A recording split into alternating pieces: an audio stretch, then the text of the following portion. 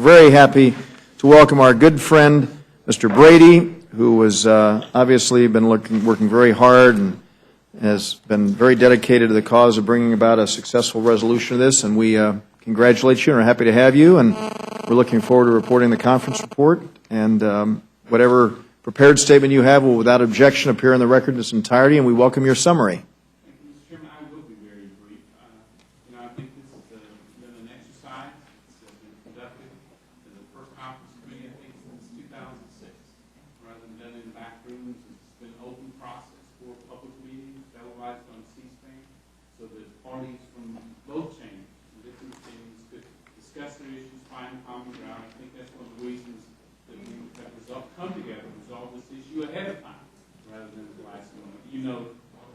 You know that the case here is that the payroll tax holiday is extended to 2012, that there are reforms and extension of the unemployment programs, that there'll be no more welfare benefits at strip clubs and liquor stores.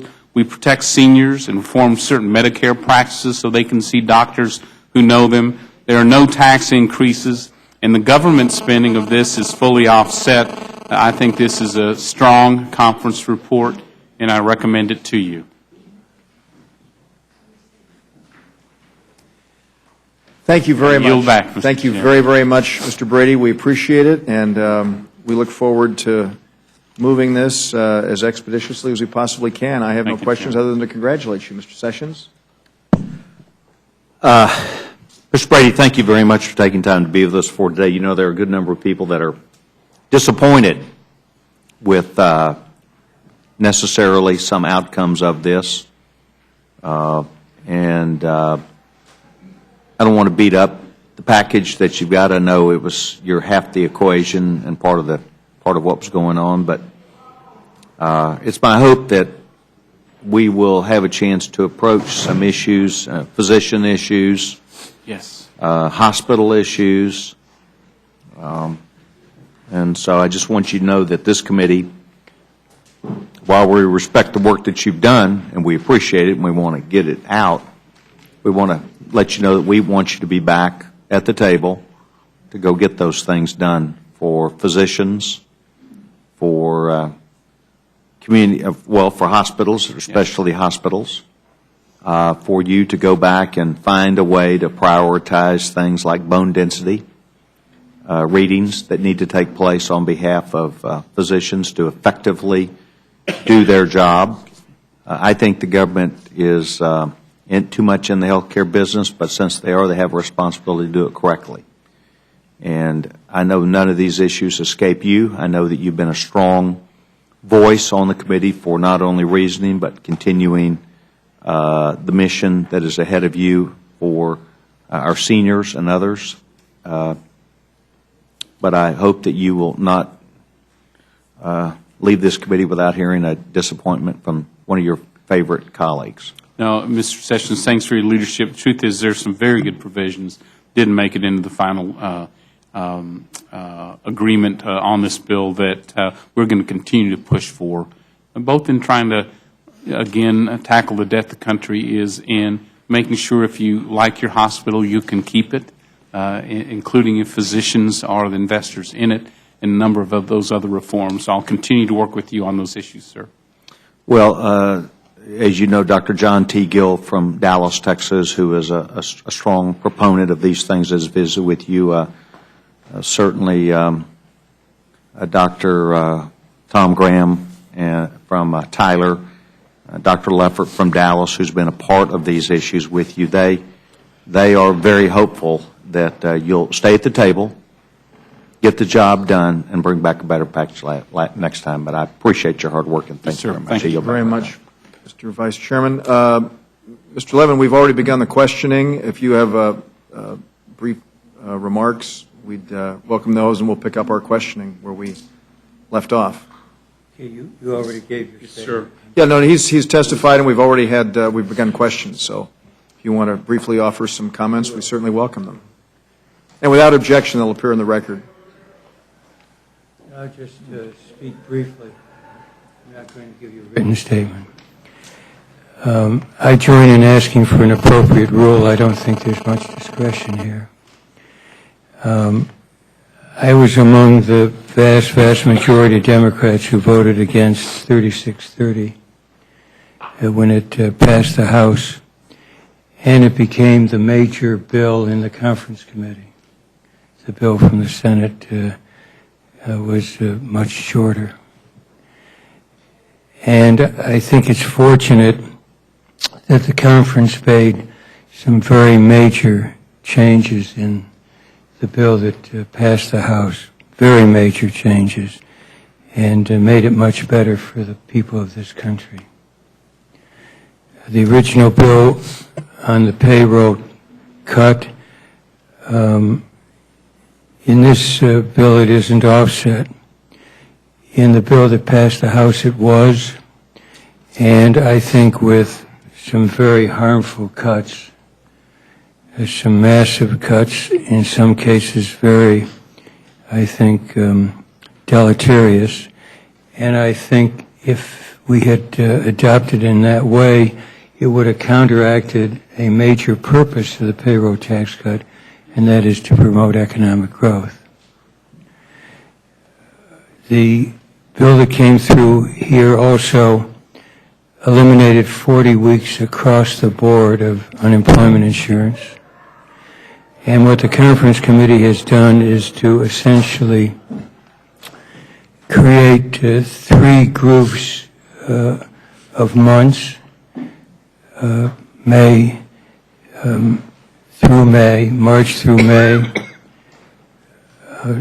June through August, and then September on through December.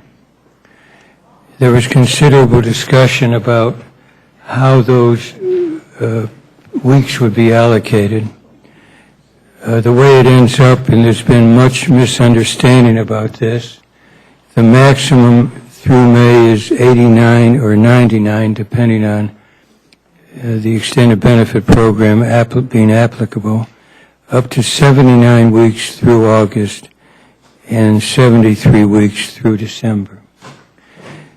I don't know if you want to talk more about that. We can do it on the floor. As you know, there's a provision regarding SGR, physician reimbursement through December. It avoids a 27% cut. I think that Democrats and Republicans in the House favored a more permanent approach to this, but that was turned down.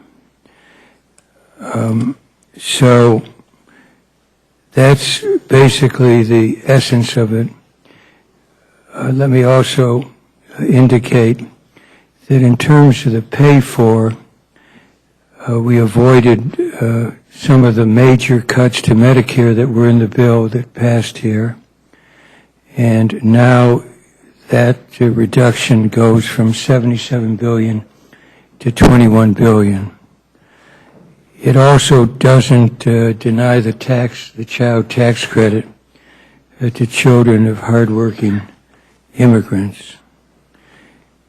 The bill also eliminated the GED provision that passed here that I think was very misguided. With 160,000 people on waiting lists in this country for adult education, saying people could not get their unemployment benefits if they did not apply for GED or weren't in a GED program, I think was punitive. Let me just say that I think it was also unfortunate not to consider unemployment insurance an emergency, as has been the historical pattern for the last 20 years. But we weren't able to convince people of that. I hope it doesn't set a precedent if there continues to be almost half of the people unemployed in this country who've been unemployed more than 26 weeks. Well, thank you very much. Appreciate your being here, Mr. Levin. Ms. Slaughter. Ms. Fox. Thank you, Mr. Chairman. No questions. Mr. McGovern. You know, I want to say I think this is a better product than what came out of the House, and I appreciate those in the conference committee who try to make it better. But I just like to point out for the record that what's frustrating to me as somebody who supports extending the middle-class tax cut, who believes we need to have this doc fix in place and believes that we should extend unemployment insurance. What's frustrating is that the offsets are not from subsidies to big oil companies or from millionaires or billionaires or from closing corporate tax loopholes. The pay-fors come from working people again and from hospitals. And it's not as bad as it was, but it's just unfortunate that we're put in this position. And I don't expect that'll change unless the leadership in this Congress changes. But I appreciate your work, and we'll have this on the floor tomorrow. Thank you, Mr. McGovern. Mr. Woodall. Thank you, Mr. Chairman. I appreciate the work, too. I will associate myself with the first part of Mr. Levin's comments. It did leave the House. I was one of the few folks who voted no with you on my side of the aisle when it left the House, though I don't think it actually came back better. I think it came back worse, and I appreciate you mentioning the fact that everybody back home thinks it's always Republican, Democrat concerns. It's not. It's often House and Senate concerns, and there was absolutely a sense here on the House side that we could do better for our docs and for our seniors and for the program than year-long extension after year-long extension after year-long extension. I'm sorry the Senate was able to talk us out of that in negotiations. That said, and you all sit on the Ways and Means Committee, a proud committee with a great deal of responsibility, and it is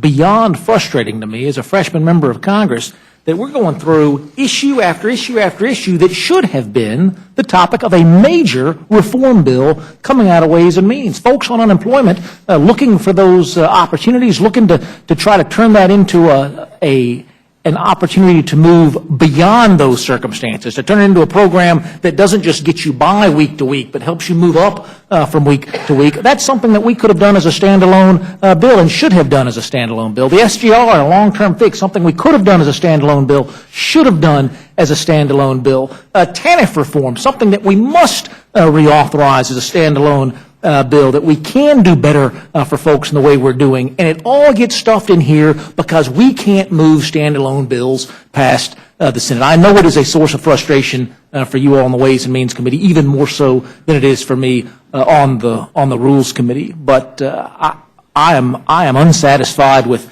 this result, less because of what it is and more because of what it could have been had we had the tools in place on both sides of the Capitol to pass serious reform. And again, I don't envy you sitting over there on that committee, seeing these things fly by in giant catch-all pieces of legislation. But if that's the best we can do, that's the best we can do, and I look forward to bringing it to the floor. Thank you, Chairman. Mr. Woodall. Mr. Hastings. Mr. Nugent. Mr. Polis. Mr. Scott. Mr. Webster. Chairman, this payroll tax holiday, the maximum benefit is also awarded those who make billions of dollars as salary, just like somebody that makes $50,000. The maximum is 2% of $110,100, $2,202, and if you make $1 million, you still get it. Gentlemen, thank you both very much for being here. Could I just say a word to Mr. Sessions, because I just feel a responsibility because you raised it. The bone density provision should have been in there. It was not a high-cost item, and I deeply regret it. And I think you should continue to press it. We will. Thank you both very much for being here. We greatly appreciate it. That will conclude the hearing for consideration of H.R. 3630, and the chair will be in receipt of a motion. Mr. Chairman, I move the committee grant a rule providing for consideration of the conference report to accompany H.R. 3630, the Middle Class Tax Relief and Job Creation Act of 2011. Rule waives all points of order against the conference report and against this consideration. Rule provides that the conference report shall be considered as read. Finally, rule provides that the previous question shall be considered as ordered without intervention of any motion except 1 hour of debate and one motion recommit if applicable. You've heard the motion of the gentleman from Dallas, our vice chairman. Any amendments? If not, the vote occurs in the gentleman's motion. Those in favor will say aye. Those opposed, no. Please share the ayes have it. The ayes have it. The motion is agreed to. And Mr. Scott, the gentleman from North Charleston, will be managing for the Republicans. and Mr. Hastings for the minority. Thank you all very much. That should complete our work. Without objection, the committee stands adjourned.